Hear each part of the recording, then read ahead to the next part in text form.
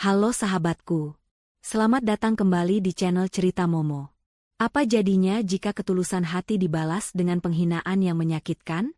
Bayangkan, seorang menantu yang diam-diam berkorban, justru dilempar kain lap kotor tepat di wajahnya oleh ibu mertuanya sendiri. Namun, siapa sangka, 1 minggu kemudian, air mata penyesalanlah yang justru membasahi kaki sang menantu. Kisah Zahra kali ini bukan tentang amarah, melainkan tentang harga sebuah kesetiaan yang akan membuat kita semua merenung. Tapi sebelum kita masuk ke ceritanya, yuk absen dulu. Dukung terus channel ini dengan cara tekan tombol like dan subscribe. Jangan lupa ramaikan kolom komentar ya, tulis nama kalian, asal kota, dan ketik hadir. Aku ingin tahu dari mana saja sahabat setia Cerita Momo berasal. Sudah siap? Siapkan tisu kalian, tarik napas dalam-dalam, dan mari kita mulai. Suara perasan air dari kain pel terdengar begitu nyaring di ruang tengah yang hening itu. Zahra menyeka keringat yang menetes di pelipisnya dengan punggung tangan. Napasnya terdengar satu-satu, berat dan lelah. Sejak subuh tadi, tubuh kurusnya belum beristirahat sedikit pun. Membersihkan rumah besar ini sendirian sudah menjadi rutinitas yang ia telan bulat-bulat. Meski statusnya di sini adalah seorang istri, bukan asisten rumah tangga. Baru saja Zahra hendak menegakkan punggungnya yang terasa nyeri, suara langkah kaki yang terburu-buru terdengar mendekat. Detak jantung Zahra seketika berpacu lebih cepat. Ia hafal betul irama langkah itu. Langkah kaki mertuanya, Bu Reni. "Heh, Zahra, kamu tuli ya?" Suara melengking Bu Reni memecah keheningan. Wanita parubaya itu berdiri berkacak pinggang di ambang pintu, matanya menatap tajam penuh permusuhan. Zahra buru-buru meletakkan gagang pel dan menunduk sopan. "Maaf, Bu." Zahra sedang mengepel, jadi tidak mendengar ibu memanggil. "Ada apa, Bu?" Bu Reni mendengus kasar, lalu melangkah maju dengan angkuh, sengaja menginjak lantai yang baru saja dikeringkan Zahra dengan sepatu sandalnya yang kotor. "Ada apa? Ada apa? Kamu ini pura-pura bodoh atau memang tidak punya otak? Ini sudah tanggal berapa? Hah?" Zahra menelan ludah, tenggorokannya terasa kering. "Tanggal 5, Bu." "Nah, itu tahu. Mana uang bulanan untuk ibu? Biasanya tanggal 1 sudah ada di meja rias ibu. Ini sudah telat 5 hari. Kamu mau ibu mati kelaparan?" "Hah?" bentak Bu Reni. Tangannya menengadah tepat di depan wajah Zahra, menuntut dengan kasar. Zahra meremas ujung daster lusuhnya. Ia memberanikan diri menatap wajah mertuanya dengan tatapan memohon. "Maafkan Zahra, Bu. Bulan ini, Zahra belum ada uang lebih. Uang belanja dari Mas Ilham pas-pasan sekali, itu pun sudah habis untuk beli beras dan listrik kemarin." Mendengar alasan itu, wajah Bu Reni memerah padam.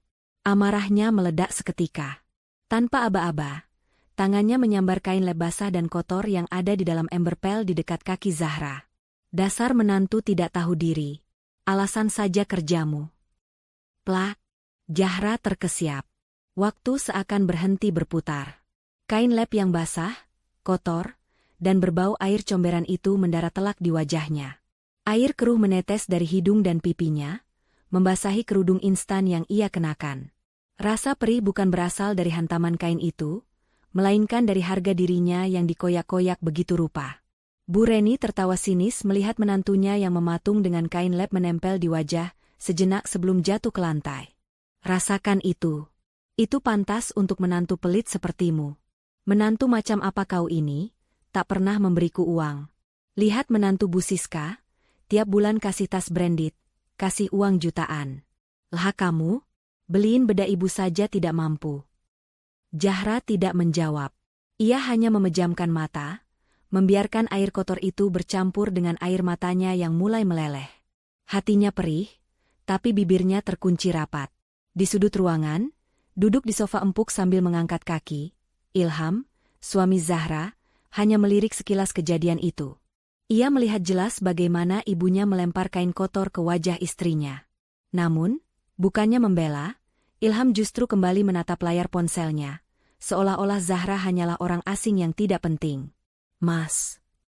Zahra memanggil lirih, suaranya bergetar, berharap suaminya akan setidaknya mengatakan satu kata pembelaan.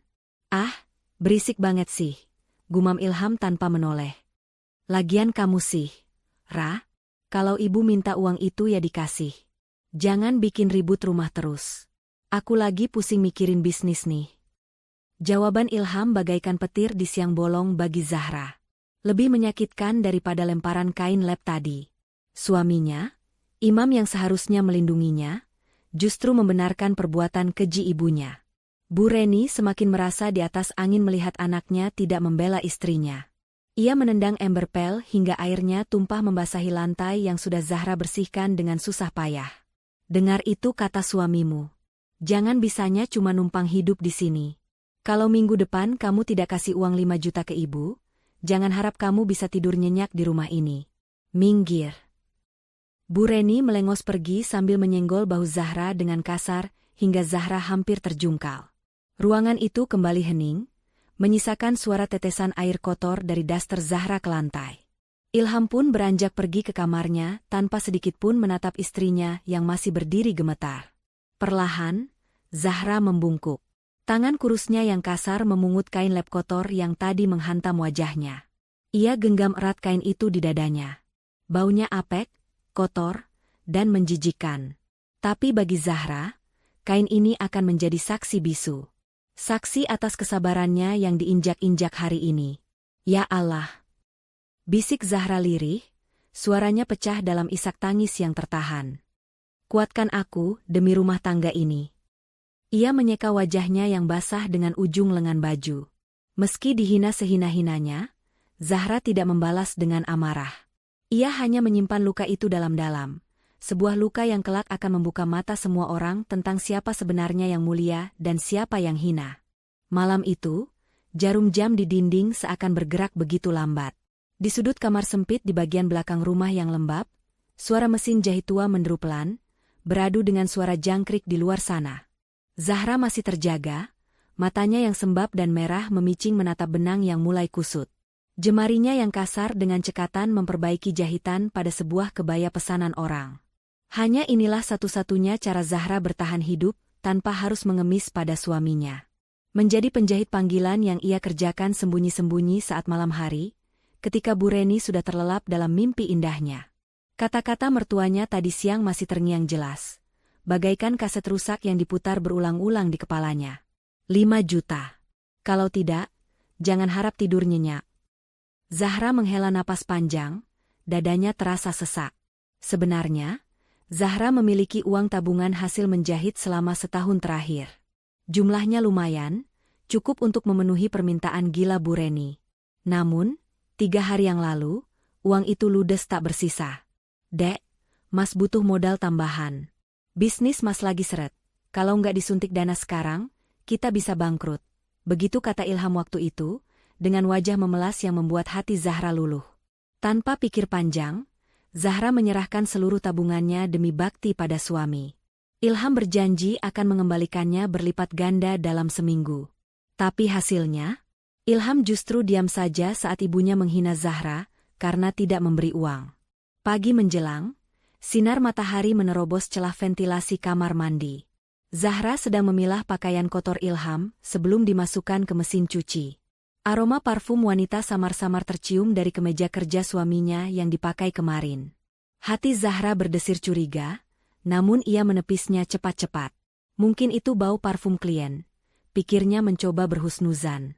Saat merogoh saku celana bahan milik Ilham untuk memastikan tidak ada tisu yang tertinggal, jari Zahra menyentuh secari kertas yang sudah lecek. Ia menariknya keluar. Itu sebuah struk bukti transaksi dari mesin ATM. Mata Zahra terbelalak saat membaca nominal dan tujuan transaksi yang tertera di sana. Tanggalnya baru kemarin sore, tepat saat Ilham bilang sedang pusing memikirkan bisnis. Transfer ke situs Slotzus. 5 juta rupiah? Bibir Zahra bergetar hebat membaca tulisan samar di kertas termal itu. Di bawahnya, ada lagi struk pembayaran bil di sebuah tempat karaoke ternama di pusat kota, dengan nominal 2 juta rupiah. Dunia Zahra serasa runtuh. Kakinya lemas hingga ia terduduk di lantai kamar mandi yang dingin. Jadi, uang tabungan hasil keringatnya menjahit sampai mata berair, uang yang ia sisihkan sedikit demi sedikit sambil menahan lapar, Semuanya habis bukan untuk modal bisnis. Ilham membakarnya di meja judi dan tempat hiburan. Sementara Zahra di rumah dihina dan dilempar kain lap kotor, karena dianggap istri yang tidak becus mengatur keuangan. Ra, kopi mana? Kamu ngapain sih lama banget di kamar mandi? Suara teriakan Ilham dari arah meja makan menyentak kesadaran Zahra. Dengan tangan gemetar dan hati yang mendidih, Zahra meremas kertas bukti itu. Ia bangkit, melangkah keluar menemui suaminya. Ilham sedang duduk santai sambil merokok, asap mengepul memenuhi ruangan, menambah sesak napas Zahra. Zahra meletakkan kertas lecek itu di atas meja, tepat di samping gelas kopi Ilham yang kosong. Ilham melirik kertas itu, lalu wajahnya berubah pucat pasi seketika. Rokok di tangannya hampir terjatuh. Ia menatap Zahra dengan sorot mata panik yang kemudian berubah menjadi nyalang. Ini apa maksudnya, Mas? Suara Zahra terdengar parau, menahan tangis. Kamu bilang butuh modal usaha. Kamu bilang bisnis lagi seret. Ternyata uangku kamu pakai buat judi? Buat karaoke? Ilham gebrak meja dengan keras. Brak, kamu lancang ya buka-buka saku celana aku. Bentak Ilham, bukannya merasa bersalah, ia justru memasang tameng amarah untuk menutupi kebohongannya. Ia berdiri, menunjuk wajah Zahra dengan telunjuknya yang kuning karena nikotin. Aku istri kamu, Mas. Aku berhak tahu. Tadi siang ibu melempar kain ke mukaku, karena aku nggak punya uang kasih beliau. Padahal uangnya ada di kamu. Kenapa kamu diam saja, Mas? Kenapa kamu tega melihat istrimu diperlakukan seperti sampah, sementara kamu foya-foya pakai uangku? Air mata Zahra akhirnya tumpah, tak terbendung lagi. Ilham mencengkeram lengan Zahra kasar, membuat wanita itu meringis kesakitan. Dengar ya, Zahra. Jangan sekali-kali kamu berani mengadu soal ini ke ibu. Kalau sampai ibu tahu aku main judi atau uang itu habis bukan buat bisnis, habis kamu? Ancam Ilham dengan suara rendah namun penuh penekanan yang mengerikan. Tapi ibu terus menyalahkan aku. Mas, biarin aja, potong Ilham cepat. Ibu itu orang tua, wajar kalau dia nuntut. Tugas kamu sebagai istri itu menutupi aib suami, bukan malah mau ngadu domba. Pokoknya aku nggak mau tahu, kamu cari cara buat dapat uang 5 juta itu buat ibu. Jahit kek, apa kek? Jangan sampai nama baikku rusak di depan ibu. Ilham melepaskan cengkeramannya dengan kasar, lalu menyambar kunci motor di atas meja. Minggir, aku mau pergi cari uang lagi buat ganti rugi yang kalah semalam. Awas kalau kamu buka mulut.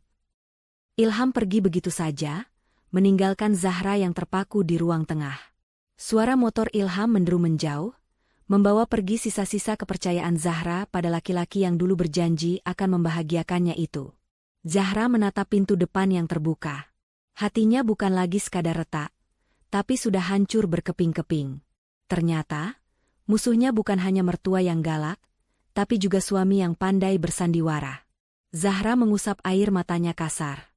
Ia sadar, air mata tidak akan mengubah nasibnya. Ia harus kuat. Jika Ilham memintanya menutup aib, ia akan menutupnya rapat-rapat, sampai bangkai itu tercium sendiri dan membusuk tanpa perlu ia yang membongkarnya. Kabar burung itu menyebar lebih cepat daripada wabah penyakit.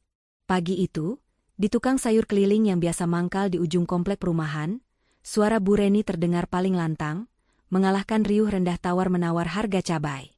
Aduh, Bu Tejo, ibu-ibu semua, kalian tuh beruntung sekali punya menantu yang tahu diri, ujar Bu Reni sambil memilah-milah bayam dengan gaya berlebihan. Wajahnya dipasang sedih, seolah-olah dia adalah wanita paling menderita di dunia. Loh, memangnya Zahra kenapa lagi, Bu Reni? Bukannya dia rajin ya? Suka bantu-bantu bersih-bersih? Tanya Bu Tejo memancing. Bu Reni mendengus, lalu berbisik tapi dengan volume yang sengaja dikeraskan. Rajin apanya? Itu cuma pencitraan kalau ada orang lihat. Aslinya?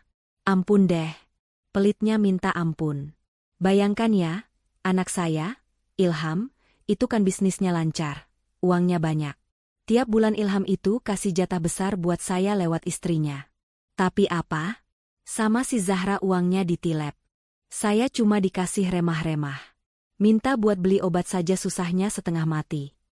Ibu-ibu yang lain berdecak kaget, termakan omongan manis Bu Reni. Ya ampun, tega banget ya. Padahal kelihatannya kalem, pendiam. Ternyata diam-diam menghanyutkan uang suami. Makanya, jangan tertipu tampang lugu. Tambah Bu Reni semakin bersemangat karena merasa mendapat dukungan. Saya itu sering menangis di kamar. Punya anak sukses, tapi menantu kayak lintah darat. Durhaka betul dia sama mertua. Sementara fitnah keji itu digoreng semakin renyah di ujung jalan, Zahra baru saja keluar dari rumah. Ia berjalan kaki, menyusuri trotoar komplek yang mulai panas. Hari ini ia harus mengantar hasil jahitan ke pengepul di pasar, sekaligus mengambil bahan baru. Karena tidak ada uang untuk naik ojek, Zahra terpaksa berjalan kaki sambil memanggul karung goni berisi kain-kain perca dan baju jadi yang cukup berat. Ketika Zahra melewati kerumunan ibu-ibu di tukang sayur, suasana yang tadinya riuh mendadak senyap. Tatapan mereka yang biasanya ramah atau setidaknya acuh tak acuh, kini berubah menjadi tatapan sinis yang menusuk. "Permisi, Bu." Sapa Zahra sopan sambil sedikit menundukkan kepala, mencoba tersenyum meski punggungnya terasa mau patah menahan beban karung. Tidak ada yang membalas. Bu Reni malah membuang muka dengan kasar, pura-pura sibuk menawar tahu. Salah seorang tetangga, Bu Ijah, nyeletuk dengan nada nyinyir. Ada orang kaya baru lewat. Pelit-pelit kok disuruh angkat karung? Uangnya disimpan buat apa? Mbak, buat lari dari mertua?" Zahra terhenti sejenak. Jantungnya berdegup kencang. Ia tidak mengerti dari mana datangnya tuduhan itu. Ia menatap Bu Reni, berharap mertuanya meluruskan kesalahpahaman. Namun, Bu Reni justru menyeringai tipis. Tatapan matanya seolah berkata, "Rasakan pembalasanku." Zahra memilih tidak menjawab. Ia tahu, membela diri di kandang singa hanya akan membuatnya semakin terluka. Dengan sisa tenaga, ia kembali melangkahkan kaki, menyeret beban berat di pundaknya, diiringi bisik-bisik yang menyakitkan telinga. "Tuh kan, nggak dijawab, berarti benar omongan Bu Reni." Hampir 1 kilometer Zahra berjalan, keringat sudah membasahi seluruh punggung bajunya. Napasnya tersengal-sengal. Di sebuah tikungan sepi dekat taman komplek, Zahra terduduk lemas di bangku beton. Ia meletakkan karung goni itu di tanah. Bahunya lecet dan memerah karena gesekan tali karung yang kasar. "Nak Zahra?" Sebuah suara lembut menyapa. Zahra mendongak, menyeka keringat di dahinya. Di hadapannya berdiri Bu Mirna, tetangga yang rumahnya agak jauh di blok sebelah, namun dikenal paling bijak dan jarang ikut bergosip. Bu Mirna." "Mari, Bu," jawab Zahra canggung, berusaha menyembunyikan rasa lelahnya. Bu Mirna tidak langsung pergi. Ia justru duduk di sebelah Zahra, matanya menatap karung goni besar di kaki Zahra, lalu beralih ke wajah pucat wanita muda itu. "Kamu bawa ini sendirian dari rumah?" tanya Bu Mirna, nadanya terdengar prihatin, bukan menyelidik. Zahra mengangguk pelan. "Iya, Bu. Mau diantar ke pengepul. Lumayan buat tambah-tambah uang belanja." Bu Mirna mengernyitkan dahi. Ia teringat omongan yang baru saja ia dengar dari tukang sayur tadi. Katanya Zahra menantu yang menguasai harta suami yang sukses. Katanya Zahra pelit dan hidup enak di atas penderitaan mertua. Tapi yang dilihat Bu Mirna sekarang justru sebaliknya. Di hadapannya adalah seorang wanita yang tangannya kasar penuh bekas tusukan jarum, wajahnya lelah kurang tidur, dan memanggul beban yang bahkan kuli pasar pun akan mengeluh jika membawanya sejauh ini. "Nak Zahra?" Bu Mirna menyentuh pelan bahu Zahra. "Maaf kalau ibu lancang. Tapi di luar sana, orang-orang membicarakan hal buruk tentang kamu. Ibu Reni bilang, kamu menahan uang Ilham dan membiarkan mertuamu sengsara." Zahra tercekat. Matanya berkaca-kaca. Jadi itu sebabnya tatapan tetangga tadi begitu tajam. Fitnah itu sudah menyebar menjadi kebenaran di lingkungan ini. "Ibu percaya?" tanya Zahra lirih. Suaranya hampir tak terdengar. Bu Mirna menggeleng pelan sambil tersenyum keibuan. "Mata ibu belum rabun, Nak. Ibu lihat kamu tiap malam lampu kamarmu masih nyala sampai jam 2 pagi, terdengar suara mesin jahit. Ibu lihat kamu pagi buta sudah ngepel teras, sementara orang rumah lain masih tidur. Orang yang memegang uang banyak, tidak akan mau memanggul karung goni seberat ini sendirian di tengah hari bolong." Air mata Zahra menetes satu persatu. Untuk pertama kalinya sejak kejadian kain lab itu, ada seseorang yang melihatnya. Benar-benar melihatnya sebagai manusia, bukan sebagai objek kebencian. Terima kasih, Bu Mirna. Ishak Zahra. Tapi tolong, jangan beritahu siapa-siapa kalau Zahra kerja seperti ini. Mas Ilham dan Ibu tidak suka kalau orang tahu Zahra menjahit. Mereka malu. Bu Mirna tertegun. Hatinya mencelos mendengar permintaan itu. Ya Allah, Nak, kamu melindungi kehormatan suami dan mertuamu sampai segininya, padahal mereka menjatuhkan kehormatanmu di depan orang banyak. Bu Mirna merogoh tasnya, mengeluarkan botol air mineral dingin yang baru dibelinya. Minumlah. Ibu tidak akan bicara kalau kamu minta begitu. Tapi ingat, Nak Zahra, bangkai yang ditutupi serapat apapun, baunya pasti akan tercium juga. Gusti Allah tidak tidur. Zahra menerima botol itu dengan tangan gemetar. Tegukan air dingin itu terasa begitu segar di tenggorokannya yang kering, namun tidak bisa memadamkan api fitnah yang kini membakar nama baiknya di lingkungan tempat tinggalnya. Ia tahu, jalan ke depan akan semakin terjal. Sekarang, ia sendirian melawan dunia yang sudah terlanjur percaya pada kebohongan mertuanya. Suasana pagi yang seharusnya tenang berubah menjadi kepanikan luar biasa. Teriakan Bu Reni menggema dari lantai 2, membuat Zahra yang sedang menyetrika baju di ruang belakang tersentak kaget hingga nyaris menjatuhkan setrika panas. Zahra, Zahra, tolong. Jantung ibu, aduh, mati aku. Zahra berlari menaiki tangga 2 langkah sekaligus. Napasnya memburu saat mendobrak pintu kamar mertuanya. Di sana, Bu Reni sedang berguling-guling di atas kasur king size-nya, memegangi dada dengan wajah yang dipulas ekspresi kesakitan berlebihan. Kenapa, Bu? Ibu sakit? Tanya Zahra panik, langsung memijat kaki mertuanya yang dingin. Aduh, dada ibu sesak. Kepala ibu mau pecah. Ini pasti gara-gara kamu bikin darah tinggi ibu kumat terus. Cepat panggil Ilham. Bawa ibu ke rumah sakit sekarang. Jangan rumah sakit daerah ya, bawa ke RS Medika Utama. Ibu mau yang VIP. Perintah Bu Reni di sela-sela rintihannya. Zahra segera merogoh saku daster, mengambil ponsel retaknya untuk menelepon Ilham. Namun, panggilan itu hanya berujung pada suara operator. Sekali, 2 kali, 3 kali. Tidak ada jawaban. Ilham menghilang bak ditelan bumi sejak pagi buta. Mas Ilham gak angkat. Bu, lapor Zahra cemas. Dasar tidak berguna. Menelepon suami saja tidak becus. Sudah, panggil taksi online. Cepat. Kamu mau ibu mati di sini supaya kamu bisa kuasai harta anakku. Hah? Tuduh Bu Reni kejam. Zahra menelan kepahitan itu bulat-bulat. Dengan sigap ia memesan taksi, memapah tubuh bongsor mertuanya menuruni tangga dengan susah payah, dan membawanya ke rumah sakit swasta termahal di kota itu sesuai permintaan Bu Reni. Sesampainya di instalasi gawat darurat, dokter segera memeriksa. Setelah beberapa menit yang menegangkan bagi Zahra, dan penuh drama bagi Bu Reni, dokter keluar dengan wajah datar. Hanya gejala dispepsia, Bu. Mak karena telat makan dan sedikit stres. Tensi memang agak naik, tapi tidak berbahaya. Jelas dokter. Zahra menghela napas lega. Alhamdulillah. Jadi bisa rawat jalan ya, Dok?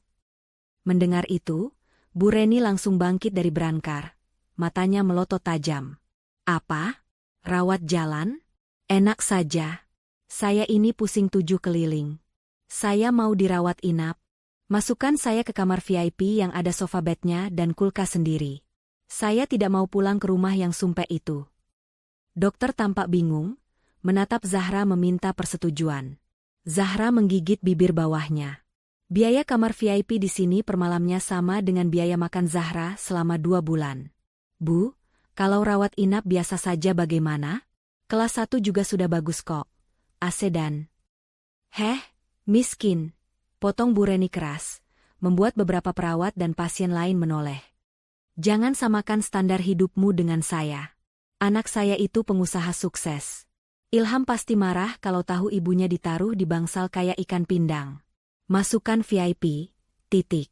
Nanti Ilham yang bayar. Zahra tidak punya pilihan. Ia mengangguk lemah pada bagian administrasi. Namun, masalah sebenarnya baru dimulai di meja kasir. Maaf, Bu Zahra. Untuk masuk kamar VIP, Harus ada deposit jaminan sebesar 5 juta rupiah. Sisanya bisa dilunasi saat pulang, ucap petugas administrasi ramah namun tegas. 5 juta. Angka itu lagi, tubuh Zahra menegang. Dompetnya hanya berisi uang receh sisa belanja. Kartu ATM Ilham yang dipegangnya sudah kosong melompong. Zahra tahu itu karena ia sempat mengeceknya diam-diam kemarin. Zahra mencoba menelepon Ilham lagi. Kali ini diangkat, tapi suara bising musik dugem terdengar di latar belakang, padahal hari masih siang bolong. Halo, apaan sih? Ra? Ganggu orang meeting aja? Bentak Ilham di ujung telepon. Mas, ibu sakit. Minta masuk VIP. Butuh deposit 5 juta sekarang. Mas bisa transfer? Tanya Zahra putus asa. Halah, lebay banget sih ibu. Itu cuma masuk angin paling. Aku lagi nggak pegang cash. Lagi diputar buat modal semua. Kamu talangin dululah. Kamu kan punya simpanan, jangan pelit sama mertua. Udah ah. Tut. Sambungan diputus sepihak. Zahra mematung di depan meja administrasi. Petugas mulai menatapnya curiga. Di kejauhan, Bu Reni sudah berteriak-teriak memanggil nama Zahra, memaki lambatnya pelayanan.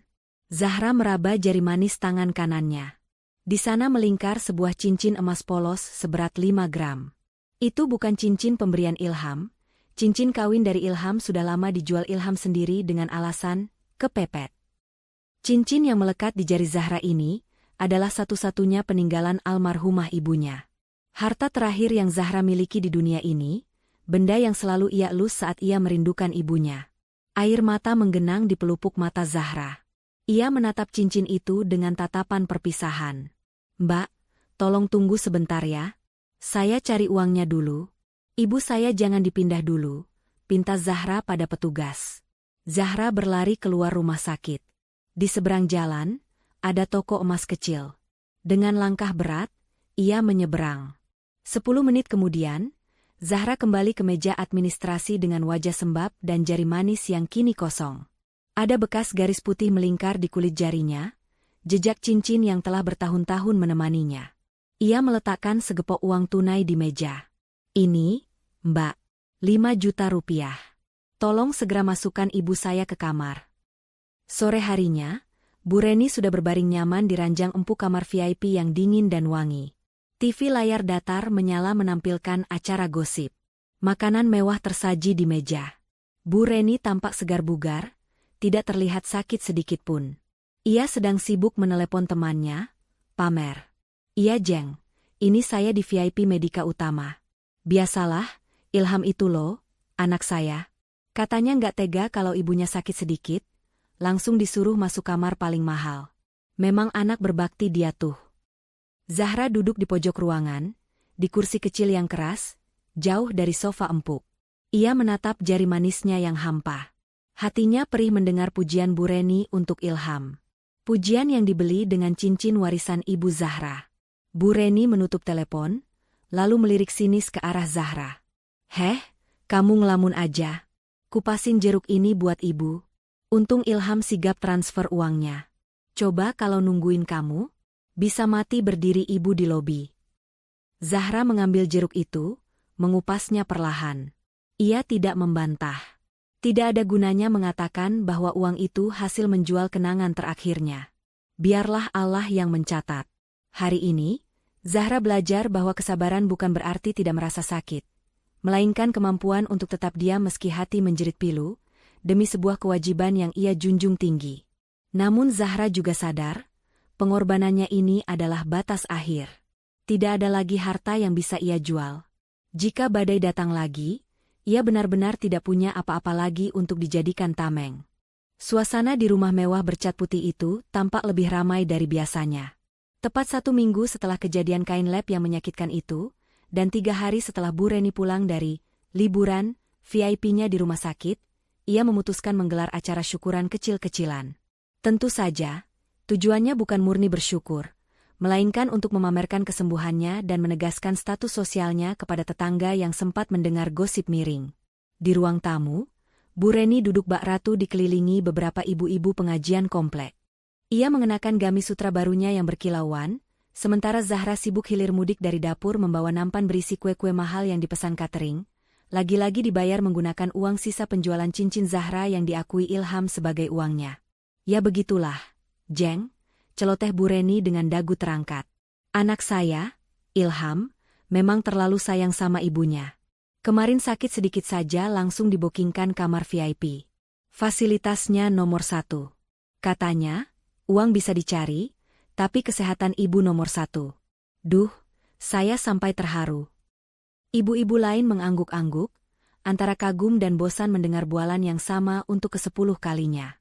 Zahra yang sedang meletakkan gelas teh hangat di meja hanya menunduk, berusaha menulikan telinga.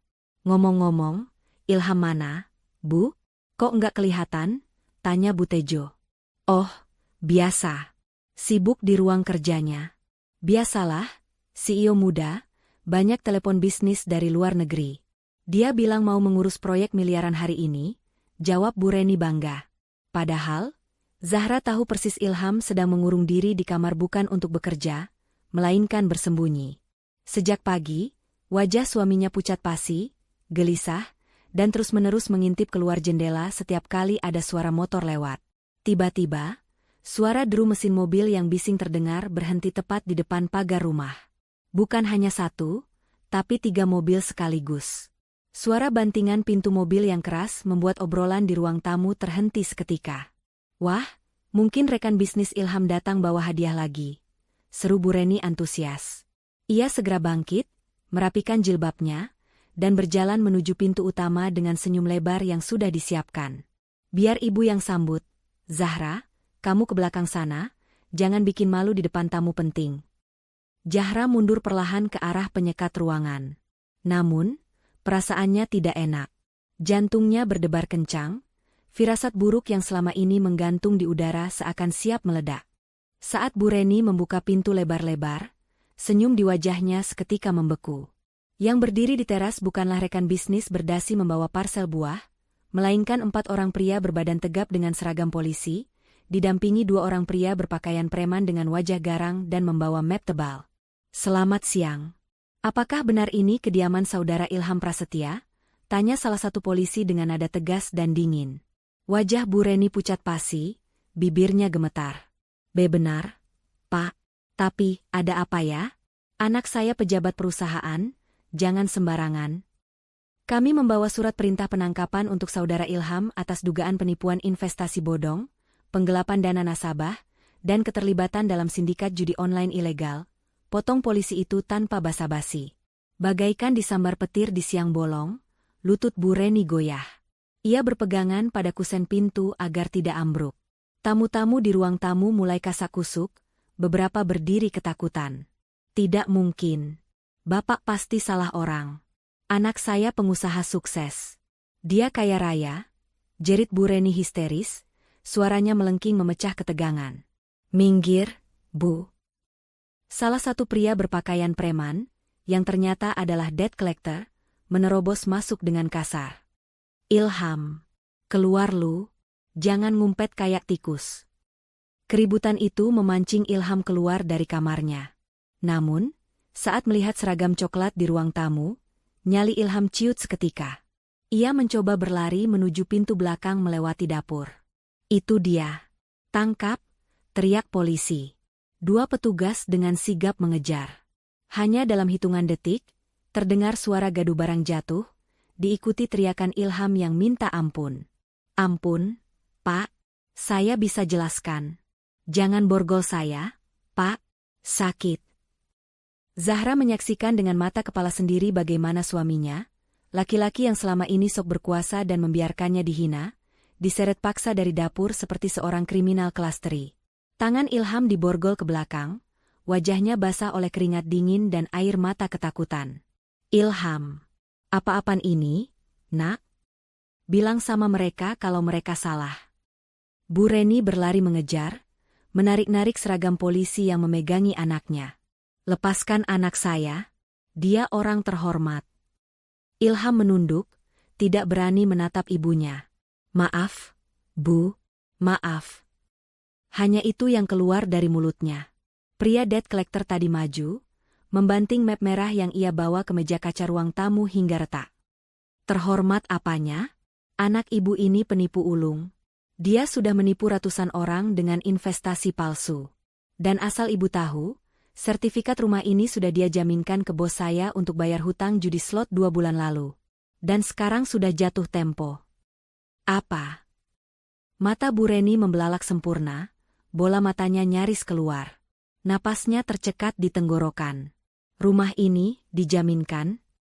Iya. Jadi mulai hari ini, rumah ini dalam pengawasan kami. Siap-siap angkat kaki kalau hutang 2 miliar tidak dibayar minggu ini, bentak si debt collector. Dunia Bu Reni runtuh seketika. Semua kebanggaan, kesombongan, dan status sosial yang ia agung-agungkan hancur berkeping-keping dalam satu tarikan napas. Tubuhnya limbung. Ibu, teriak Zahra yang sejak tadi diam mematung. Zahra berlari menangkap tubuh mertuanya tepat sebelum kepala Bu Reni menghantam lantai marmer. Wanita parubaya itu pingsan karena syok berat. Suasana menjadi kacau balau. Tetangga yang tadi memuji-muji kini berhamburan keluar karena takut dijadikan saksi, atau sibuk merekam kejadian itu dengan ponsel mereka untuk bahan gosip terbaru. Sirine mobil polisi meraung-raung, membawa Ilham pergi dari istana palsunya. Zahra duduk bersimpu di lantai ruang tamu yang kini berantakan, memangku kepala Bu Reni yang tidak sadarkan diri. Ia menatap pintu yang terbuka lebar, melihat mobil polisi yang membawa suaminya menjauh. Tidak ada air mata di pipi Zahra kali ini. Yang ada hanya rasa lelah yang luar biasa dan sebuah kesadaran pahit. Kain lap kotor yang dulu dilemparkan ke wajahnya, kini seolah telah berubah menjadi kain kafan yang membungkus kebahagiaan semu keluarga ini. Badai yang sesungguhnya telah datang, dan menyapu bersih segala kepalsuan yang selama ini dibangun Ilham dan ibunya. Dan di tengah puing-puing kehancuran ini, hanya Zahra yang tersisa untuk menanggung bebannya. Bau obat-obatan kelas 3 yang menyengat hidung menyadarkan Bu Reni dari pingsannya. Saat ia membuka mata, pemandangan langit-langit kamar yang kusam dan suara rintihan pasien lain di sebelahnya membuatnya tersentak. Ini bukan kamar VIP yang ia tempati beberapa hari lalu. Ini bangsal umum yang panas dan sesak. Suster, kenapa saya di sini? Pindahkan saya ke VIP. Teriak Bu Reni dengan suara parau. Namun, saat ia mencoba bangun, separuh tubuh bagian kanannya terasa berat dan kaku. Bibirnya pun terasa miring, membuat ucapannya terdengar sedikit rero. Seorang perawat datang dengan wajah datar. Ibu sudah sadar? Maaf, Bu. Tidak ada yang menjamin biaya VIP. Suami ibu di kantor polisi, dan menantu ibu bilang uangnya hanya cukup untuk administrasi di kelas ini. Itu pun sudah habis. Zahra, geram Bu Reni. Dasar menantu tidak tahu diri. Dia pasti sengaja menaruh saya di sini. Namun, kemarahan Bu Reni tidak bisa mengubah kenyataan. Siang itu juga, ia dipulangkan paksa karena kondisi medisnya dianggap stabil. Meski sebenarnya tekanan darahnya masih tinggi dan gejala stroke ringan mulai menggerogoti tubuhnya. Penyiksaan batin yang sesungguhnya baru dimulai saat ia sampai di depan rumah mewahnya. Pagar rumah itu kini ditempeli stiker besar berwarna merah mencolok. Disita. Beberapa orang berbadan besar sedang mengangkut sofa kulit Itali kebanggaan Bu Reni ke atas truk. Televisi 60 inci, lemari kristal, hingga koleksi tas branded miliknya, semua diangkut tanpa ampun. Hentikan. Itu barang-barang saya. Kalian perampok. Bu Reni mencoba berteriak sambil menyeret kakinya yang berat, tapi tenaganya tidak ada apa-apanya dibandingkan para eksekutor itu. Minggir, Bu Tua, bentak salah satu preman. Anak ibu punya hutang 2 miliar plus bunga. Semua isi rumah ini bahkan belum cukup buat nutup hutang pokoknya. Bersyukurlah ibu nggak ikut kami seret ke kantor polisi sebagai penadah. Bu Reni terduduk lemas di aspal panas. Tetangga-tetangga yang dulu ia pameri kekayaan kini menonton dari balik pagar rumah mereka. Tidak ada tatapan kagum lagi. Yang ada hanya bisik-bisik mencemooh, tatapan jijik, dan kepuasan melihat ratu sombong itu jatuh ke kubangan lumpur. Bu Tejo. Bu Reni melihat tetangganya itu. Tolong saya, Bu. Pinjami saya uang sebentar. Nanti Ilham ganti. Bu Tejo yang dipanggil justru membuang muka dan buru-buru masuk ke dalam rumah, menutup pagar rapat-rapat. Maaf ya, Bu Reni. Saya nggak kenal sama keluarga penipu. Satu persatu pintu rumah tetangga tertutup bagi Bu Reni. Saudara-saudara yang dulu rajin datang meminta oleh-oleh, kini nomor teleponnya tidak aktif atau memblokir nomor Bu Reni saat ia mencoba menghubungi meminta bantuan. Mereka yang dulu memuja kesuksesan Ilham, kini menghilang seperti asap saat tahu kapal itu karam. Di tengah keputusasaan itu, sebuah bajai tua berhenti di depannya. Zahra turun dari sana. Wajahnya lelah, matanya sembab, tapi ia tetap melangkah mendekati mertuanya. "Ayo, Bu, kita pergi dari sini," ajak Zahra datar. "Saya nggak mau. Ini rumah saya," tolak Bu Reni keras kepala, meski air matanya mulai tumpah. "Ini sudah bukan rumah Ibu lagi. Kalau Ibu tetap di sini, orang-orang itu akan kasar sama Ibu." "Zahra sudah carikan tempat tinggal sementara," ucap Zahra sambil mencoba memapah mertuanya. Dengan harga diri yang masih tersisa secuil, Bu Reni akhirnya menurut. Ia masuk ke dalam bajai sempit itu dengan hati hancur, meninggalkan istana yang selama ini menjadi tameng kesombongannya. Perjalanan terasa sangat jauh. Bajai itu membawa mereka menjauh dari kawasan elit, masuk ke ganggang sempit yang becek dan padat penduduk. Bau selokan menguar tajam saat mereka berhenti di depan sebuah rumah petak berukuran 3x4 meter. Dindingnya dari batako yang belum diplester halus, atapnya seng berkarat, dan lantainya hanya semen kasar. "Ini, kandang ayam apa rumah?" hina Bu Reni saat Zahra membukakan pintu kayu yang berderit. "Hanya ini yang bisa Zahra sewa dengan uang sisa, Bu. Yang penting bisa untuk berteduh," jawab Zahra sambil meletakkan satu-satunya tas berisi baju ganti Bu Reni di lantai. Kamar itu panas, pengap, dan hanya ada satu kasur busa tipis di pojok. Tidak ada AC, tidak ada kulkas, tidak ada TV. Zahra mau pergi sebentar, mau cari obat buat ibu di apotek generik. "Ibu istirahat dulu di sini," pamit Zahra setelah mendudukkan Bu Reni di kasur. "Heh, jangan tinggalkan saya. Kamu mau kabur kan? Kamu mau membiarkan saya mati di sini sendirian?" tuduh Bu Reni panik. Ketakutan akan ditinggalkan mulai merayapinya. "Zahra nggak kabur, Bu. Zahra harus kerja. Kalau nggak kerja, kita mau makan apa nanti malam?" Zahra menatap mertuanya lekat. Ada ketegasan baru di mata menantunya itu yang membuat nyali Bu Reni ciut. Zahra lalu menutup pintu dari luar, meninggalkan Bu Reni sendirian dalam keremangan kontrakan sempit itu. 1 jam berlalu. 2 jam. Matahari mulai terbenam dan ruangan itu menjadi gelap gulita karena Bu Reni tidak tahu di mana saklar lampunya. Sepi. Hening yang mencekam. Perut Bu Reni mulai melilit perih. Tenggorokannya kering kerontang. Ia ingin bangun mengambil air, tapi kakinya yang kaku membuatnya sulit bergerak. Ia terjatuh dari kasur saat mencoba berdiri, tubuhnya terjerembab di lantai semen yang dingin. "Ilham, tolong Ibu." Rintihnya lirih dalam gelap. Tidak ada jawaban. Hanya suara tikus yang mencicit di plafon. "Jeng Siska, tolong." Hening. Bu Reni menangis dalam posisi terkurung di lantai. Bayangan masa lalunya berputar seperti film. Dulu, ia tinggal tunjuk, semua tersedia. Makanan enak, pelayan, AC dingin. Sekarang, untuk meneguk setetes air saja ia tidak mampu. Ia teringat Zahra.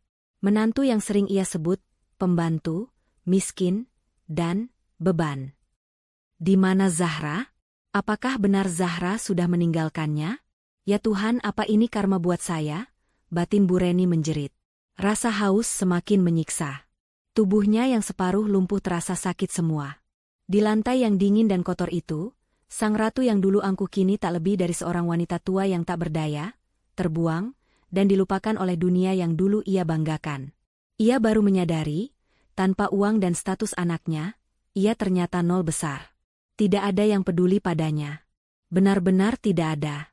Kecuali mungkin satu orang yang tadi ia tuduh akan kabur. Tapi benarkah Zahra akan kembali? Atau Zahra juga sudah muak dan memilih membiarkan mertua jahat ini membusuk sendirian? Ketidakpastian itu jauh lebih menakutkan daripada rasa lapar yang kini menggerogoti perutnya. Suara engsel pintu yang berkarat terdengar menyayat di tengah keheningan malam, memecah keputusasaan yang sedang menyelimuti Bu Reni. Cahaya lampu jalan yang remang-remang menerobos masuk saat pintu kayu itu terbuka, menciptakan siluet tubuh seseorang di ambang pintu. Bu Reni yang tergeletak tak berdaya di lantai semen yang dingin menyipitkan mata. Jantungnya berdegup kencang. Apakah itu pemilik kontrakan yang mau mengusir mereka? Atau preman yang menagih sisa hutang? Astagfirullah. Ibu. Suara itu suara Zahra. Zahra segera meletakkan bungkusan plastik di tangannya dan berlari menghampiri mertuanya. Dengan sigap namun hati-hati, ia berlutut, menyentuh bahu Bu Reni yang gemetar kedinginan. "Kenapa ibu di lantai? Ibu jatuh?" tanya Zahra cemas. Ia tidak memarahi, tidak juga mengeluh, padahal wajahnya sendiri terlihat sangat lelah. Bu Reni ingin menjawab, ingin membentak seperti biasa, "Lama sekali kamu." Tapi suaranya tercekat. Rasa malu tiba-tiba menyergapnya. Ia, yang dulu memandang Zahra lebih rendah dari kotoran kuku, kini harus ditolong oleh wanita itu dalam kondisi paling menyedihkan. Dengan sekuat tenaga, Zahra memapah tubuh bongsor Bu Reni. Zahra menggertakkan gigi, menahan berat beban mertuanya, sementara Bu Reni hanya bisa menyeret kakinya yang kaku. Napas mereka beradu dalam kesunyian kamar sempit itu, hingga akhirnya Bu Reni berhasil didudukan kembali di atas kasur busa tipis. "Zahra, nyalakan lampunya ya, Bu." "Maaf, saklarnya agak tinggi di balik pintu, tadi lupa Zahra kasih tahu," ucap Zahra sambil menekan tombol lampu. Cahaya bohlam 5 watt yang suram menyinari ruangan. Kini Bu Reni bisa melihat jelas penampilan Zahra. Daster yang dipakai Zahra basah oleh keringat, ujung jilbabnya agak kotor terkena debu jalanan. Tapi di tangan wanita itu, ada sebungkus bubur ayam hangat dan sebotol air mineral. "Minum dulu, Bu." Zahra membantu memegangkan botol ke bibir Bu Reni yang pucat. Bu Reni meneguk air itu dengan rakus. Air yang rasanya biasa saja itu, kini terasa seperti air paling nikmat yang pernah ia minum seumur hidup. Setelah dahaganya reda, Zahra membuka bungkusan bubur itu. Uap panas mengepul, membawa aroma gurih yang langsung memancing perut Bu Reni berbunyi nyaring. "Ayo makan, Bu, mumpung masih hangat." "Zahra suapi ya," tawar Zahra lembut, menyendokkan bubur itu. Bu Reni memalingkan wajahnya ke tembok. Gengsinya masih setinggi langit. "Saya tidak lapar," tolaknya ketus, meski perutnya melilit perih. "Kamu beli pakai uang siapa? Uang ngemis?" Zahra menghela napas panjang, tapi tangannya tidak turun. "Ini uang halal, Bu." Hasil Zahra menjahit saku celana borongan tadi sore di konveksi dekat pasar. "Ibu harus makan, nanti sakitnya tambah parah." "Kalau ibu sakit, siapa yang mau jenguk Mas Ilham?" Menyebut nama Ilham membuat pertahanan Bu Reni runtuh sedikit. Ia menoleh perlahan, menatap sendok yang disodorkan Zahra. Dengan ragu, ia membuka mulutnya. Suapan pertama masuk. Hangat, lembut. Tanpa sadar, air mata Bu Reni menetes, jatuh membasahi pipinya yang keriput. Ia makan sambil menangis. Zahra dengan telaten menyuapinya. Sesekali mengusap tetesan bubur di sudut bibir mertuanya dengan tisu, tanpa rasa jijik sedikitpun. Setelah bubur habis setengah, Zahra meletakkan mangkuk itu. Ia lalu mengambil baskom kecil berisi air hangat dan sebuah handuk kecil bersih, bukan kain lap kotor seperti yang dulu. "Badan ibu lengket, pasti gerah seharian di sini. Zahra seka dulu ya, biar tidurnya enak," ujar Zahra sambil memeras handuk itu. Saat handuk hangat itu menyentuh wajah Bu Reni, tubuh wanita tua itu tersentak. Ingatan 1 minggu lalu berputar kembali dengan jelas. Saat itu, tangannya sendiri yang melempar kain lepel penuh air comberan ke wajah Zahra. Ia menghina Zahra kotor dan tidak berguna. Kini, wajah Zahra berada tepat di depannya. Dekat sekali. Tidak ada dendam di mata itu. Hanya ada ketulusan dan fokus untuk membersihkan daki di leher dan lengan Bu Reni. "Kenapa?" Suara Bu Reni keluar serak, hampir tak terdengar. Zahra berhenti mengusap lengan mertuanya. "Kenapa apa, Bu? Kenapa kamu masih di sini?" tanya Bu Reni dengan suara bergetar hebat. "Kenapa kamu tidak pergi saja? Rumah sudah tidak ada. Ilham di penjara. Saya sudah tidak punya uang sepeser pun buat kamu. Saya cuma orang tua lumpuh yang menyusahkan. Kenapa kamu malah merawat saya?" Zahra tersenyum tipis. Ia mencelupkan lagi handuk itu ke air hangat. Karena Zahra istri Mas Ilham, dan ibu adalah ibunya Mas Ilham. Itu artinya ibu adalah ibu Zahra juga, jawab Zahra tenang. Dulu saat Zahra menikah, Zahra berjanji berbakti bukan cuma saat senang, tapi juga saat susah. Mungkin ibu tidak pernah menganggap Zahra menantu, tapi bagi Zahra, ibu tetap orang tua yang harus Zahra hormati. Kata-kata itu menghujam dada Bu Reni lebih sakit daripada vonis dokter. Ia merasa ditampar bolak-balik. Bukan dengan tangan, tapi dengan akhlak. Di saat semua orang yang ia banggakan, teman sosialita, saudara kaya, bahkan anak kandungnya sendiri yang penipu, menghilang, justru orang yang paling sering ia sakiti inilah yang menjadi kakinya saat ia tak bisa berjalan, dan menjadi tangannya saat ia tak bisa makan. Sudah, Bu. Jangan dipikirkan dulu. Sekarang ibu istirahat. Zahra mau sholat Isya dulu di pojok sana. Zahra merapikan selimut tipis menutupi tubuh Bu Reni. Zahra menggelar sajadah lusuh di sudut ruangan yang sempit. Bu Reni memandangi punggung menantunya yang mulai takbiratul ihram. Dalam keremangan kamar kontrakan itu, Bu Reni melihat sesuatu yang tidak pernah ia lihat sebelumnya. Di balik kesederhanaan dan kediaman Zahra selama ini, tersimpan kekuatan yang luar biasa. Zahra bagaikan malaikat tak bersayap yang dikirim Tuhan justru, saat Bu Reni merasa dunia telah membuangnya ke tempat sampah. Malam itu, untuk pertama kalinya dalam tidur lelapnya, Bu Reni tidak memimpikan harta atau pesta mewah. Ia tertidur dengan perasaan aman karena tahu ada Zahra yang menjaganya, meski di luar sana badai kehidupan sedang mengamuk dengan dahsyat. Hati batunya mulai retak, membiarkan cahaya penyesalan perlahan masuk menyinari jiwanya yang gelap. Matahari pagi menyelinap malu-malu melalui celah ventilasi kayu yang lapuk, menciptakan garis-garis cahaya berdebu di lantai semen. Zahra sudah pergi sejak azan subuh berkumandang. Katanya ada pesanan jahitan seragam sekolah yang harus dikebut di pasar. Di atas meja kayu kecil, satu-satunya meja di kontrakan itu, sudah tersedia teh hangat yang ditutupi tatakan gelas dan sepotong roti tawar. Bu Reni duduk termenung di tepi kasur tipisnya. Tubuhnya masih terasa kaku, namun istirahat semalam membuatnya sedikit lebih bertenaga. Kesunyian di ruangan sempit itu memaksanya untuk berpikir. Sesuatu yang jarang ia lakukan saat masih sibuk dengan arisan dan belanja. Matanya menyapu sekeliling ruangan yang penuh dengan tumpukan kain perca dan benang milik Zahra. Karena bosan dan merasa ruangan itu terlalu berantakan, Bu Reni mencoba bergerak. Ia berniat merapikan tumpukan kain di sudut ruangan yang terlihat miring dan hampir rubuh. Dengan langkah tertatih, ia menyeret kakinya mendekat. Anak ini, naruh barang sembarangan, gumam Bu Reni. Kebiasaan mengomelnya muncul otomatis, meski kini nadanya tak lagi segarang dulu. Saat ia mencoba mengangkat tumpukan kain perca itu, sebuah buku tulis bersampul coklat kusam terjatuh dari sela-selanya. Buku itu mendarat dengan posisi terbuka di lantai. Kertasnya terlihat lecek dan pinggirannya menguning, tanda sering dibolak-balik. Bu Reni membungkuk susah payah untuk memungutnya. Awalnya ia tidak tertarik, mengira itu hanya buku pola jahitan. Namun, tulisan tangan Zahra yang rapi dan tegak bersambung di halaman yang terbuka menarik perhatiannya. Pengeluaran bulan April. Dahi Bu Reni berkerut. Rasa ingin tahu mendorongnya untuk duduk kembali di kasur dan membaca lebih teliti. Matanya menelusuri baris demi baris catatan angka di sana.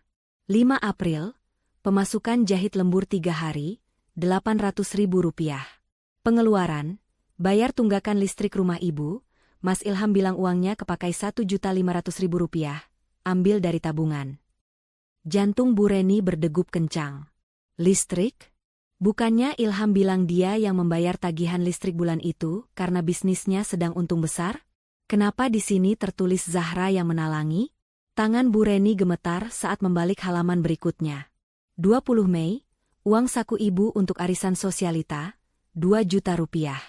Catatan, Mas Ilham minta tolong carikan uang karena kalah judi bola. Terpaksa jual kalung emas pemberian almarhumah ibu. Ya Allah! Desis Bu Reni. Tangannya menutup mulutnya yang menganga tak percaya. Kalung itu? Ia ingat Zahra pernah bilang kalung ibunya hilang dicuri orang saat di pasar. Ternyata dijual demi menutupi aib Ilham agar Bu Reni tetap bisa gaya di depan teman-temannya. Bu Reni membalik halaman-halaman selanjutnya dengan panik. Semakin ia membaca, semakin sesak dadanya. Buku kusam ini bukan sekadar catatan keuangan. Ini adalah buku harian penderitaan Zahra. Setiap halaman berisi bukti kebohongan Ilham dan pengorbanan diam-diam Zahra. Agustus, servis mobil Mas Ilham. 3 juta rupiah. Mas Ilham marah-marah kalau mobil rusak. Malu sama klien. September, baju gamis sutra pesanan ibu. 1.500.000 rupiah. Zahra jahit sendiri sampai jam 3 pagi supaya ibu senang. Air mata Bu Reni mulai menetes, membasahi kertas buku itu. Ia ingat gamis itu. Ia memamerkannya ke semua orang. Bilang kalau itu hadiah mahal dari Ilham yang dibeli di butik terkenal. Padahal, itu hasil keringat Zahra menjahit di tengah malam buta. Dan apa balasan Bu Reni waktu itu? Ia malah mencemooh Zahra karena masakannya kurang asin. Sampailah Bu Reni pada halaman terakhir yang ditulis dengan tinta yang agak luntur, seolah penulisnya sedang menangis saat menulisnya. Tanggalnya tepat 1 hari sebelum kejadian pelemparan kain lab. 5 November, ibu minta uang bulanan 5 juta besok. Mas Ilham baru saja mengambil semua uang di dompetku dan di ATM. Katanya buat modal lagi. Aku sudah bilang itu uang jatah ibu, tapi Mas Ilham malah membentak. Sekarang aku tidak punya apa-apa. Cincin ibu sudah dijual buat bayar RS kemarin. Ya Allah.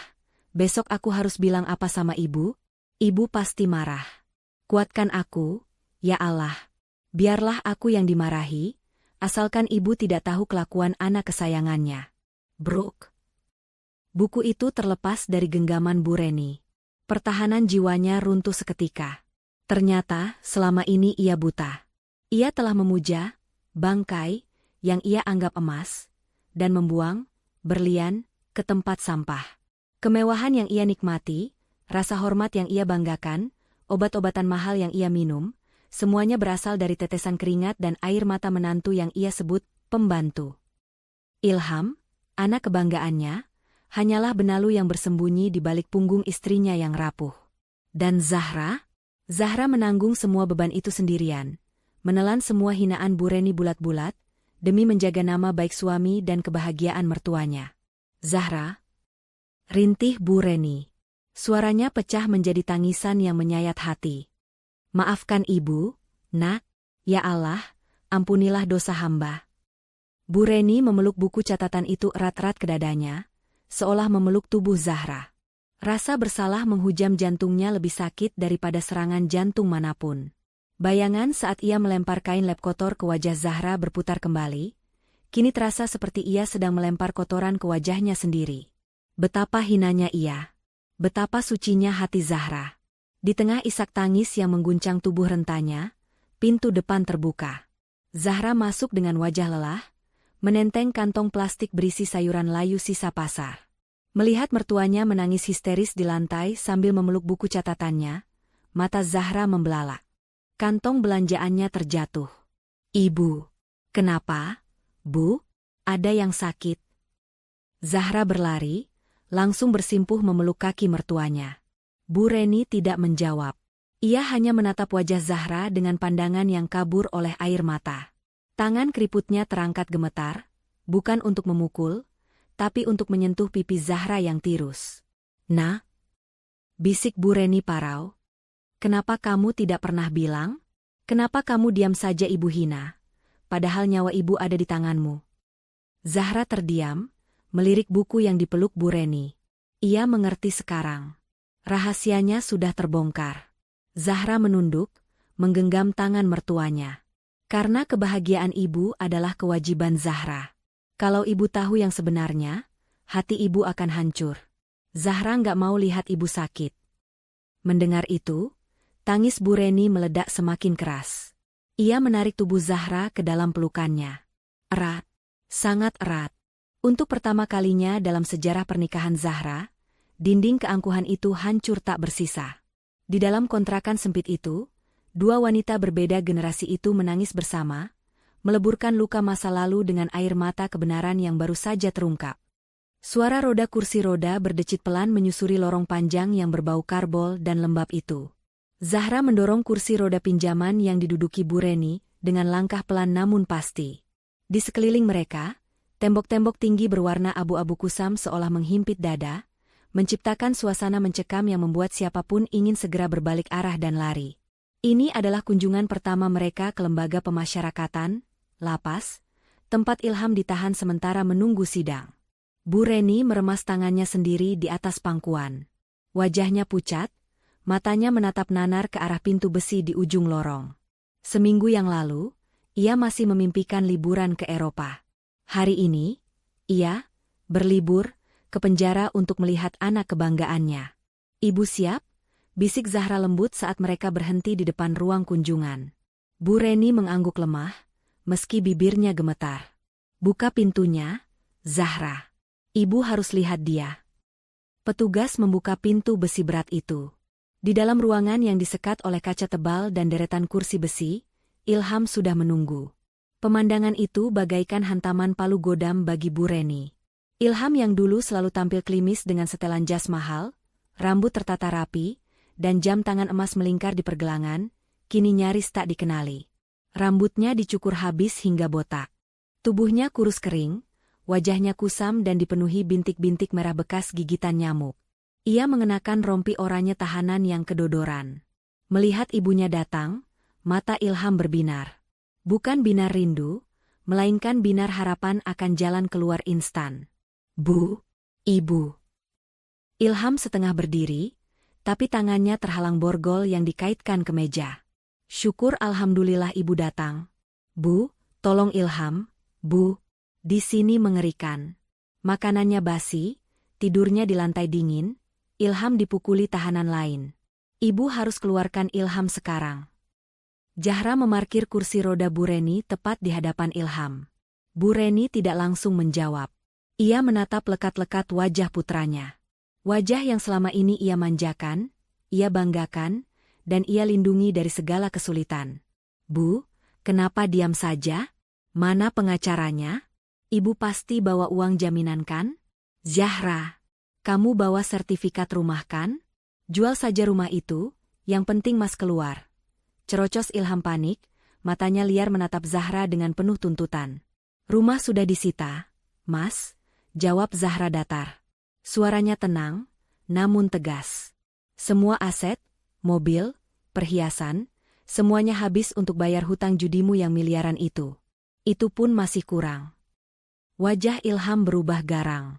Ia menatap Zahra dengan kebencian. "Bohong. Kamu pasti simpan uangnya kan? Bu, jangan percaya sama Zahra. Dia itu licik. Dia pasti mau kuasai harta kita saat aku di penjara." "Cukup, Ilham." Suara Bu Reni tidak keras, tapi getarannya mampu membungkam mulut Ilham seketika. Bu Reni mengangkat tangannya yang gemetar, menunjuk wajah anaknya sendiri. "Jangan pernah kamu sebut istrimu licik," ucap Bu Reni dengan air mata yang mulai mengalir deras. "Orang yang kamu sebut licik itu, dialah yang menyuapi ibumu saat lumpuh. Dialah yang membersihkan kotoran ibu. Dialah yang bekerja menjahit sampai pagi demi membelikan ibu obat." Ilham ternganga. Ia belum pernah melihat ibunya membela Zahra. "Tapi Bu." Bu Reni mengeluarkan buku catatan kusam milik Zahra dari balik selimut di pangkuannya. Ia menempelkan buku itu ke kaca pemisah. "Lihat ini, Ilham." "Lihat," isak Bu Reni. "Ibu sudah baca semuanya. Uang belanja ibu, uang rumah sakit, uang gamis ibu, semuanya dari keringat Zahra. Bukan dari bisnis tipu-tipumu itu. Kamu membohongi ibu bertahun-tahun, Nak. Kamu jadikan ibu ratu dengan uang hasil memeras istri kamu sendiri." Ilham terdiam. Wajahnya pucat pasi. Rahasianya terbongkar sudah. Tidak ada lagi tempat untuk bersembunyi. Bahunya merosot turun, seolah seluruh energinya tersedot habis. Aku cuma mau ibu bangga," cicit Ilham pelan, kepalanya tertunduk dalam. "Ibu selalu bandingin aku sama anak-anak teman ibu yang sukses. Aku malu kalau aku gagal, Bu.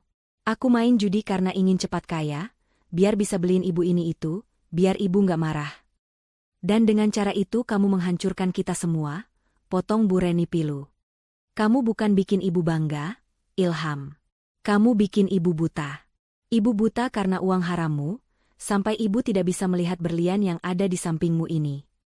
Bu Reni menoleh ke arah Zahra, menggenggam tangan menantunya. Hening menyelimuti ruangan itu. Hanya suara isak tangis tertahan dari Bu Reni yang terdengar. Ilham, panggil Bu Reni lagi. Kali ini suaranya lebih lembut. Naluri keibuannya menyeruak keluar meski hatinya hancur lebur. Ilham mendongak, air mata mulai membasahi pipi kotornya. Ibu. Ilham menangis, suaranya pecah seperti anak kecil. Maafin Ilham, Bu. Ilham salah. Ilham durhaka. Bu Reni ingin sekali memeluk anaknya, tapi kaca tebal itu memisahkan mereka. Ia hanya bisa menempelkan telapak tangannya ke kaca, tepat di depan wajah Ilham. Ibu maafkan kamu, Nak. Ibu juga salah karena terlalu menuntut kamu jadi orang kaya sampai lupa mendidikmu jadi orang jujur, ucap Bu Reni lirih. Tapi hukum tetap hukum. Kamu harus bertanggung jawab. Jalani hukumanmu di sini. Bertobatlah. Jangan cari jalan pintas lagi. Zahra. Ilham beralih menatap istrinya. Ra, maafin Mas. Mas jahat sama kamu. Tolong jangan tinggalin Mas. Ra. Zahra menatap suaminya dengan tatapan yang sulit diartikan. Ada sisa cinta, tapi lebih banyak rasa sakit dan kecewa yang mendalam. Aku sudah memaafkan Mas, kata Zahra pelan. Tapi untuk kembali seperti dulu, aku butuh waktu. Mas, sekarang, fokuslah perbaiki dirimu di sini. Sholatlah. Minta ampun sama Allah, bukan sama aku. Waktu kunjungan habis. Sirine berbunyi nyaring. Petugas datang untuk membawa Ilham kembali ke sel. Bu, Zahra, jangan pergi, teriak Ilham saat diseret petugas. Tangisnya meledak, menggema di lorong dingin itu. Penyesalan itu datang terlambat, sangat terlambat. Zahra memutar kursi roda Bu Reni. Ia tidak menoleh lagi ke belakang. Bu Reni menutup wajahnya dengan kedua tangan, menangis tergugu sepanjang jalan keluar. Hatinya hancur melihat kondisi anaknya, tapi ia tahu ini adalah jalan terbaik. Kain lap, kotor yang dulu menutupi mata hati mereka kini telah diangkat.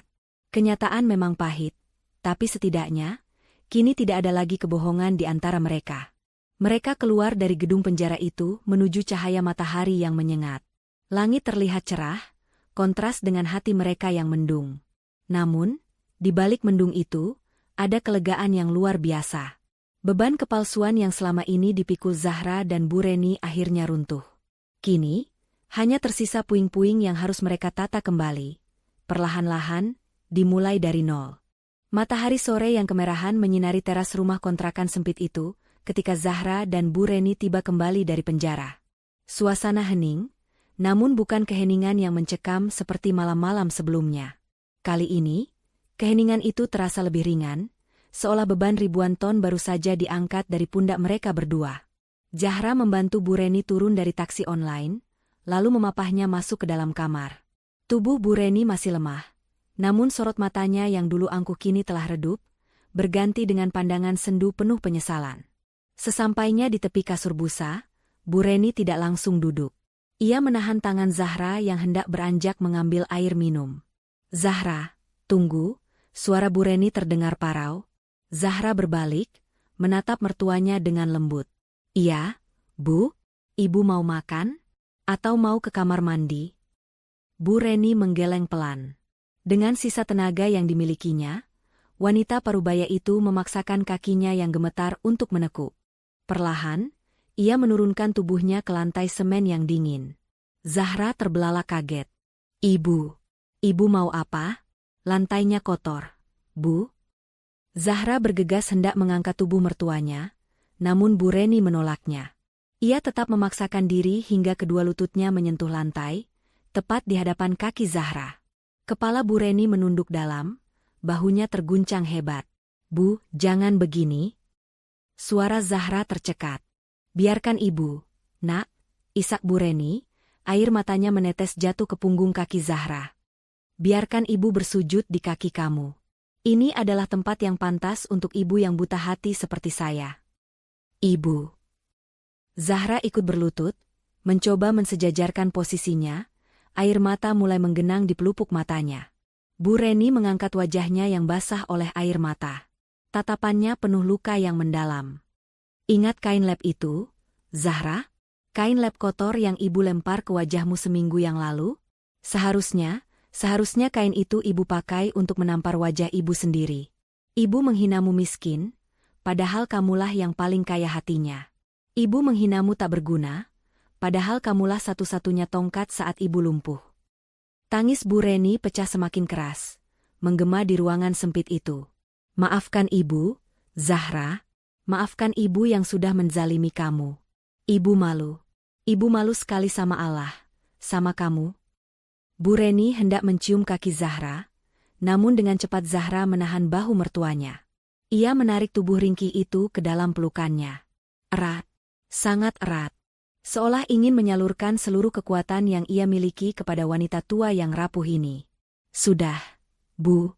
Cukup, bisik Zahra di sela isak tangisnya, mengelus punggung Bu Reni dengan lembut. Ibu tidak perlu bersujud pada manusia. Zahra sudah memaafkan ibu. Demi Allah, Zahra sudah ikhlas. Lupakan soal kain lap itu, Bu. Anggap saja itu cara Allah menegur kita supaya kita lebih dekat. Tapi dosa ibu besar, Nak. Pintu ampunan Allah jauh lebih besar. Bu, potong Zahra lembut. Ia menghapus air mata di pipi keriput mertuanya dengan ujung jilbabnya, bukan dengan kain lap, melainkan dengan kain penutup auratnya yang suci. Zahra cuma minta satu hal. Ibu jangan sedih terus. Kita harus kuat. Mas Ilham butuh doa kita biar dia jadi orang yang lebih baik di sana. Kita mulai semuanya dari nol ya, Bu. Bu Reni mengangguk tersendat-sendat, menatap menantunya dengan pandangan takjub. Ia baru menyadari, kecantikan Zahra bukan terletak pada wajah atau pakaian mahalnya, tapi pada hatinya yang seluas samudra. 3 bulan kemudian, suara mesin jahit tua menderu berirama di teras kontrakan. Zahra sedang fokus menjahit keliman sebuah gaun pesta pesanan pelanggan barunya. Sejak kejadian itu, Zahra tidak lagi menyembunyikan pekerjaannya. Tetangga sekitar kontrakan yang tahu cerita sebenarnya justru menaruh hormat padanya dan sering memberikan orderan jahitan. Di sampingnya, duduk Bu Reni di kursi plastik. Kondisinya sudah jauh membaik meski jalannya masih sedikit pincang. Tidak ada lagi gamis sutra atau perhiasan emas yang melekat di tubuhnya. Ia hanya mengenakan daster batik sederhana yang bersih. Tangan Bu Reni sibuk melipat baju-baju hasil jahitan Zahra dan memasukkannya ke dalam plastik kemasan dengan rapi. Ra, panggil Bu Reni sambil menyodorkan segelas teh hangat buatannya sendiri. Minum dulu, Nak. Sudah dari tadi kamu nunduk terus. Nanti lehernya sakit. Zahra menghentikan injakan pedal mesin jahitnya, lalu tersenyum cerah menerima gelas itu. Terima kasih, Bu. Wah, manisnya pas banget. Bu Reni tersenyum. Senyum yang tulus, tanpa kepalsuan.